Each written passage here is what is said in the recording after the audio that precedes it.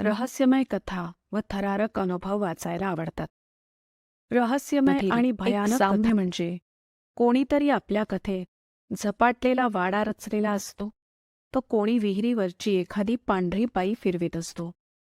कोणत्याही कथेला नावं ठेवणं हा माझा मूळ उद्देश नाही, परंतु सांगायचा मुद्दा असा की प्रत्येक कथेमध्ये असणाऱ्या गोष्टी, घटना बऱ्याच अंशाने सारख्याच आढळून येतात. अनुभवावर कितपत विश्वास ठेवावा की ठेवू नये हे प्रत्येकाचं वैयक्तिक मत असणार आहे. कोणत्याही प्रकारे अंधश्रद्धा पसरवणे हा माझा हेतू नाही हे लक्षात. सीमा तशी माझी बालपणीची मैत्रीण. अगदी पहिलीला असल्यापासून आम्ही एकमेकींचा हात हातात घेऊन शाळेत जायचो. त्यानंतर पुढे बाबांच्या बदलीमुळे आम्ही नवी मुंबईला कायमचे स्थायिक झालो. परंतु काल तिचा आलेला फोन आणि त्यावर तिने मला सांगितलेला किस्सा ऐकून माझ्या पायाखालची जमीनच सरकली.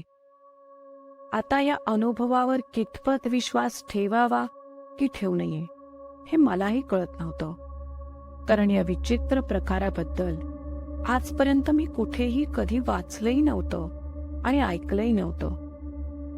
सीमाचे सख्खे काका रत्नागिरी जिल्ह्यात अगदी त्यांच्या पूर्वजांपासून राहतात. तिच्या काकांच्या घरची परिस्थिती तशी बेताचीच आहे. शेतजमीन म्हणून एक लहानसा तुकडा त्यांच्याजवळ होता, परंतु दारूच्या अतिव्यसनामुळे त्यांना तोही गमवावा लागला.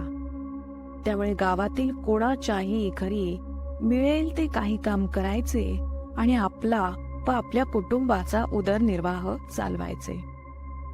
परंतु मागील 2 महिन्यांपासून त्यांचा नूरच पूर्णपणे पालटला होता. ज्या ठिकाणी 2 वेळेचे खायचे वांदे आहेत अशी आजपर्यंत परिस्थिती असताना चक्क 2 महिन्यापूर्वी त्यांनी गावामध्ये बरेच एकर जमीन खरेदी केली आणि घराची उत्तम प्रकारे डागडुजी करून घेतली. नवीन उद्योगधंदे, व्यवसायासाठी लागणाऱ्या भांडवलासोबतच दुधाचा एक नवीन व्यवसाय त्यांनी सुरू केला होता. भीमाचे काका अर्थात परेश पाटील यांच्याकडे अचानक इतका पैसा आला कुठून, म्हणून गावच्या सगळ्या मंडळींपासून त्यांच्या परिवारातील सगळे जण आश्चर्यचकित होते. कारण त्यांचा एकंदरीत अंदाज घेता मेहनतीने पैसे वगैरे कमवणे हे त्यांच्यासाठी जवळजवळ अशक्य होते. कसेबसे घर चालवायला त्यांच्या नाकी नऊ येत असे. सीमाच्या सर्व कुटुंब मंडळींना ह्यांनी नक्कीच कुठेतरी काहीतरी अफरातफर केली असा दाट संशय होता. काकांचा एकंदरीत इतिहास बघता हे नक्कीच शक्य होते.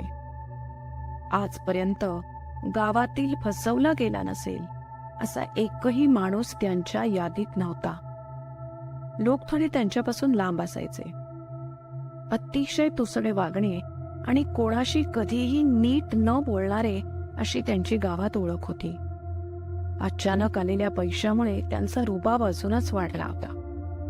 इतका पैसा कुठून आला असे सीमाच्या वडिलांनी म्हणजेच त्यांच्याच सख्ख्या भावाने विचारणा केली असता पैसा तो हात का मैल होता है असे उत्तर त्यांनी दिले होते.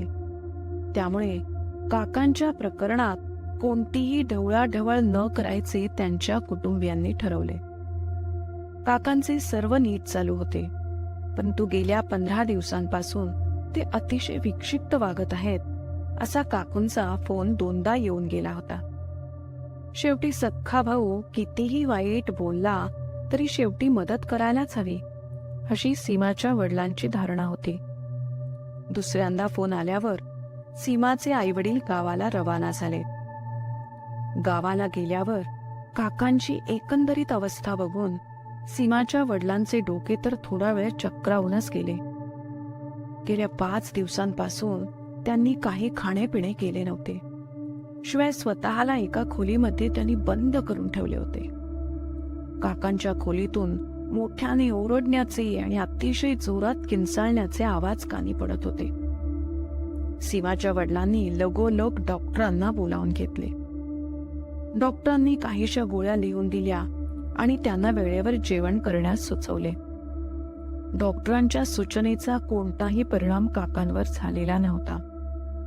अतिशय घाबरलेल्या आणि भेदरलेल्या अवस्थेत ते खोलीच्या एका कोपऱ्यात बसून होते आणि कानावर हात ठेवून मोठ्याने ओरडत किंचाळत होते. सीमाच्या वडिलांना तर काहीच सुचेनासे झाले होते. परंतु सीमाच्या आईंना हा नक्कीच काहीतरी वेगळा प्रकार आहे हे उमगले. सीमाच्या आईने काकूंकडे विचारपूस केली, त्यावर काकूंनी जे सांगितले ते अतिशय धक्कादायक होते. काकूंच्या म्हणण्याप्रमाणे 2 महिन्यांपासून काका एकटेच खोलीत राहतात. पैसा आल्यापासून त्यांनी त्यांच्या खोलीत कोणालाही प्रवेश दिलेला नाही. शिवाय जेवणाचे ताटही स्वतः बाहेर येऊन घेतात. गेल्या 15 दिवसांपासून त्यांनी अशा प्रकारे विचित्र वागणे सुरू केले आहे. मला तर स्वतःच्या जवळही येऊ देत नाहीत असे काकूंनी सांगितले होते. हा सगळा प्रकार ऐकून सीमाच्या आईला नेमके कारण समजले होते, परंतु खात्री करावी म्हणून त्यांनी एका व्यक्तीला फोन लावला आणि तडक काकांच्या घरी बोलावले. काहीच वेळात ते गृहस्थ काकांच्या घरी हजर झाले. सीमाच्या आईंनी सगळी परिस्थिती त्यांना समजावून सांगितली आणि काकांच्या खोलीमध्ये धाडले. सीमाचे बाबाही त्या व्यक्तीबरोबर काकांच्या खोलीत गेले. बरोबर अर्ध्या तासाने ते दोघेही अतिशय गंभीर चेहऱ्याने बाहेर आले. सीमाच्या वडिलांनी ते सत्य त्यांच्या सगळ्या घरातल्यांना सांगितले, जे खुद्द त्यांच्या काकांनी रडत रडत त्या दोघांकडे कबूल केले होते. सीमाचे काका हे कर्णपिशाच याच्या पूर्णपणे स्वाधीन झाले होते. या अघोरी विद्येपायी त्यांनी स्वतःचा विनाश स्वतः ओढवून घेतला होता. त्या गृहस्थांनी दिलेल्या माहितीप्रमाणे कर्णपिशाच किंवा कर्णपिशाचिनी ही तांत्रिक विद्या आहे. ही विद्या शिकल्यानंतर पिशाच तुमच्या कानात येऊन भविष्यात घडणाऱ्या घटना सांगते आणि हे पिशाच काहींना दिसते सुद्धा, पण इतरांना नाही दिसत. आणि हे पिशाच भविष्यातल्या चांगल्या वाईट दोन्ही प्रकारच्या घटना कथन करते.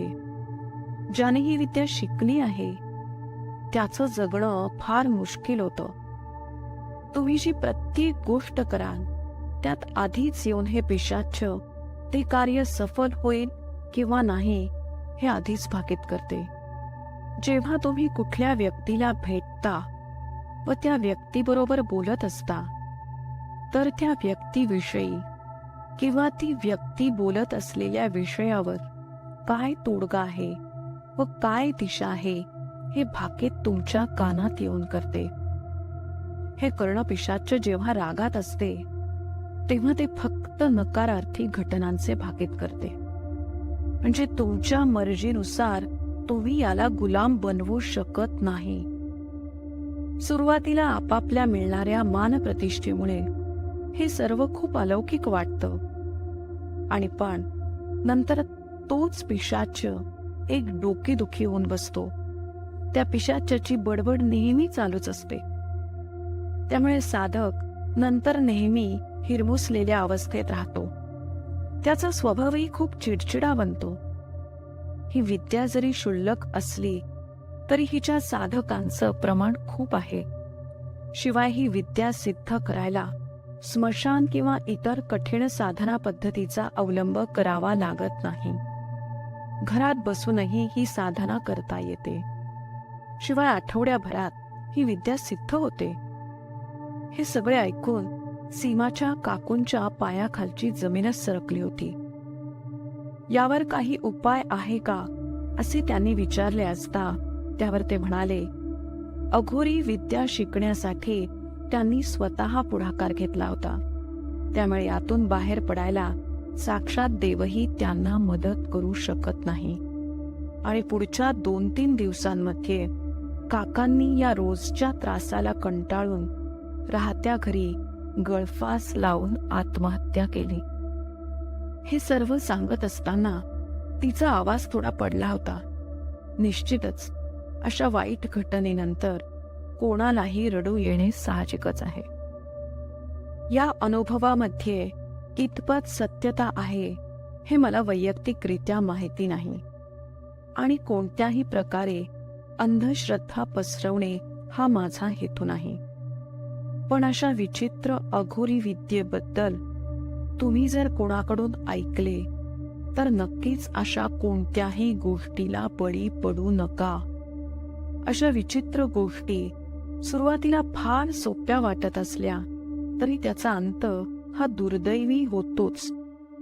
आणि महत्वाचं म्हणजे यशाकडे जाण्यासाठी कोणताही शॉर्टकट नसतो.